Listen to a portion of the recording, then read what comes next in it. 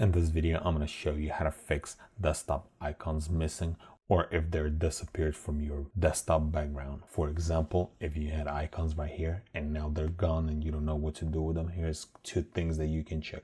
First one, you right click on your desktop and then you click on view, and then right here, make sure this right here is checked. So once you check on it, look, all the desktop icons came back up. And there's one more thing what we can do. Right click again, and then click on personalize, and in this window click on themes, and right here click on desktop icon settings, and right here you have to make sure that the check mark is next to the icon that you would like to appear on your desktop background. So for example, computer, users, files, network, and control panel. And then once you select the ones that you like to appear in your background, click apply and then OK.